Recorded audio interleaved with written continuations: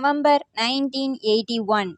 Mr. Speaker Sir, coming to the budget estimates, I am not going to deal at length with the amounts allotted to various departments. I shall deal only with the major policy of the government which should be adapted in future for the welfare of the state. In the sphere of education, which could be put down under three categories, namely college education, school education, and primary education. There is shortage of teachers even as we have with regard to food and cloth.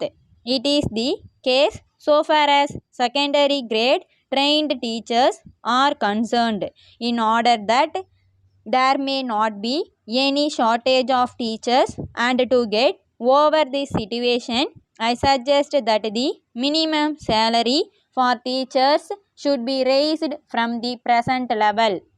Along with the shortage of teachers, we also see there is insufficient equipment by way of building accommodation also. A suggestion has been made by some honorable members that the number of pupils to be managed by one teacher should be increased. I think the better course would be to introduce the shift system so that another shift of boys might also receive education without constructing new buildings. In a school building which can normally accommodate 1000 students, we can have 2000 students without constructing new buildings.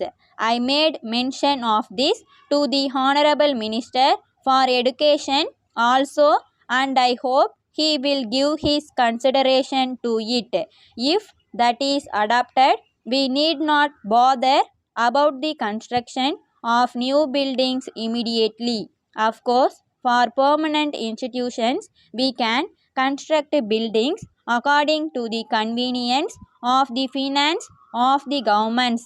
It may also be noted that the shift system in the matter of education is being adopted in some Western countries also. I wish to say a word about land revenue and agriculture.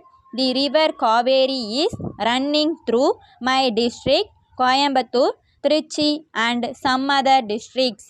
There you have forest lands. Several departmental officers have recommended that these lands may be converted into wetlands. It is capable of producing fine paddy every season. There will be no need for the grant of any subsidy. If you only dig 4 or 5 feet, you are able to get fine water very easily. I strongly recommend to government that this may be considered immediately so that more than 10,000 acres may be brought under cultivation as wetlands. I am sorry to say that the health of the people does not receive as much attention as it ought to. Sir, at present we find that the medical department seems to be an agent for distribution of foreign medicines. They recommend foreign medicines to everybody without taking into consideration their capacity to buy. I do not blame them for it. I do not mean to suggest that the Western system of medicine is bad. We can have that system for certain special branches of treatment. For general medical treatment, people can adapt our own Indian systems, which will be more useful and economical than foreign medicines and will be suited to conditions in our state. So far as food is concerned, whatever inducement you may offer by way of bonus to speed up procurement, it does not solve the question of food. We must see that we are self-sufficient in the matter of food, and we should not go about seeking food later on.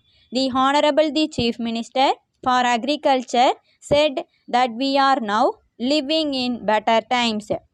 I think it is only in better times that we should concentrate our attention on the achievement of quick results.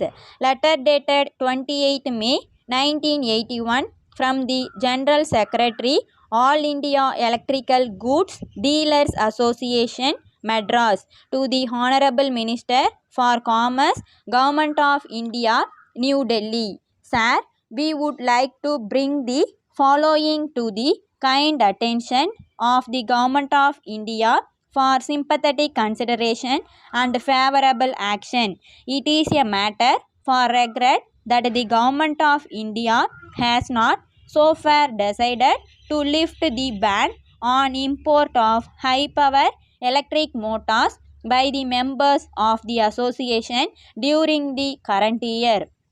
In spite of several representations made by the association, we feel sorry to inform you that no favorable orders have so far been issued in the matter.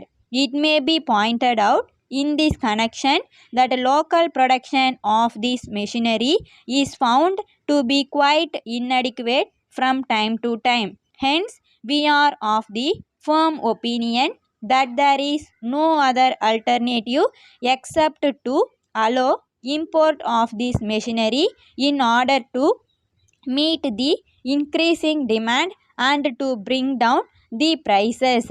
It is an established fact that industrialization alone can help to raise the standard of living of the people of a country quickly. In the above circumstances, we earnestly appeal to the Government of India to kindly take into consideration all aspects of the matter and pass yearly orders to allow import of this machinery by the members of our association. Thanking you, yours faithfully.